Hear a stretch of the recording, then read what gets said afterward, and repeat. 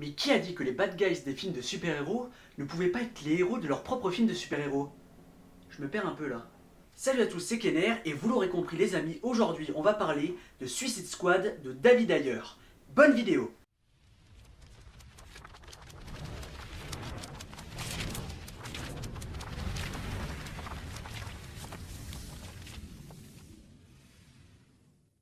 Suicide Squad de David Ayer. Mon dieu que je l'attendais ce putain de film! En effet, depuis cette fabuleuse bande-annonce sortie il y a pratiquement un an sur la fabuleuse musique de Queen, Bohemian Rhapsody, que je vais d'ailleurs mettre en musique de fond de cette vidéo, c'est parti.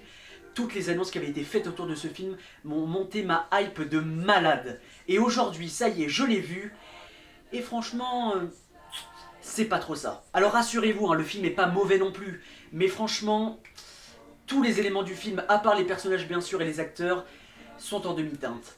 Mais ça commençait bien pourtant, hein. En témoigne ce magnifique logo Warner Bros mis aux couleurs du logo de Suicide Squad, qui nous donne tout de suite le ton, un film bariolé, vraiment fun. En plus de ça, dès le début du film, la BO est absolument dingue, avec une intro placée sous le signe de House of the Rising Sun, qui est un super morceau que vous reconnaîtrez sûrement.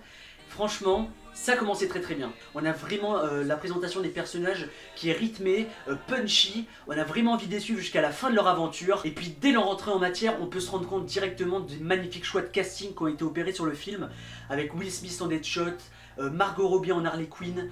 Voilà, c'est déjà deux choix de casting absolument dingues.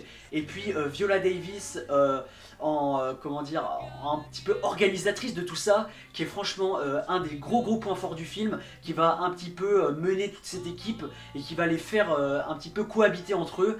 Et ça, c'est un super bon point. Son casting est absolument incroyable du début à la fin.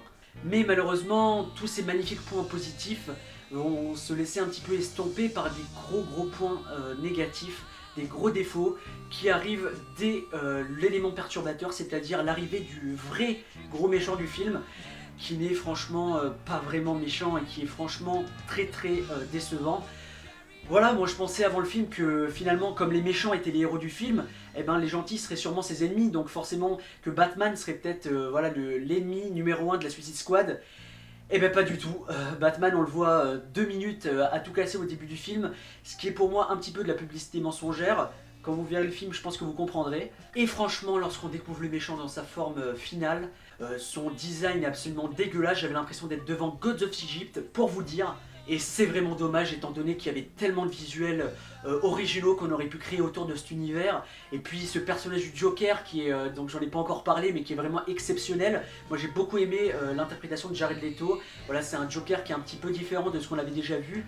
On le voit pas assez, moi je trouve, c'est plus vraiment un caméo, mais je pense qu'on le verra un peu plus par la suite et j'ai vraiment hâte de découvrir plus de choses sur ce Joker parce que c'est vraiment un super personnage et qu'il faut vraiment étoffer par la suite.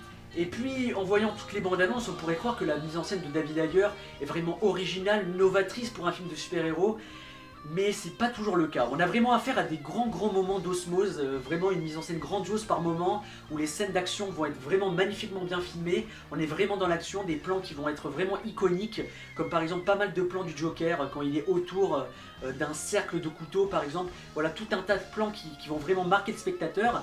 Voilà, mais pour moi c'est vraiment 20% on va dire du film, les 80 autres pourcents c'est voilà, du lambda, de la mise en scène classique, de la mise en scène voilà, de super-héros qu'on a déjà vu dans d'autres films, et ça c'est un peu dommage de la part d'un réalisateur qui moi m'avait franchement fait voyager avec ses plans, voilà, avec ses films précédents. Je suis un peu déçu au niveau de la mise en scène.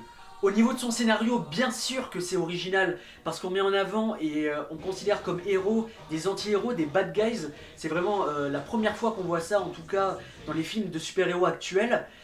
Mais en tout cas dans leur progression scénaristique, eh ben, tous les personnages, malheureusement, ça reste très classique. On passe d'anti-héros à héros, comme par exemple, je sais pas, Han Solo dans Star Wars par exemple. Pareil, c'est un groupe qui est au début chaotique et qui va, voilà, plus le film avance, plus la cohésion va apparaître pour finalement, à la fin du film, créer un groupe vraiment en osmose.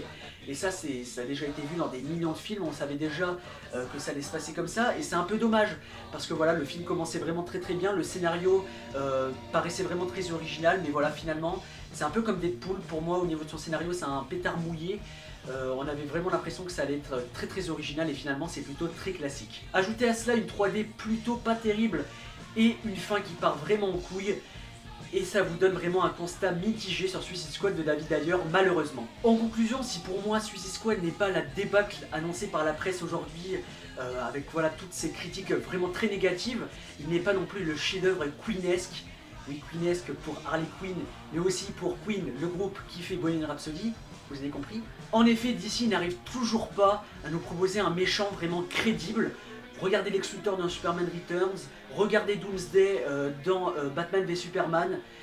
Voilà, malheureusement, il n'arrive toujours pas non plus à créer un film homogène, où du début à la fin, on aura un film voilà, qui se ressemble. Là, c'est comme d'habitude un film qui est plutôt...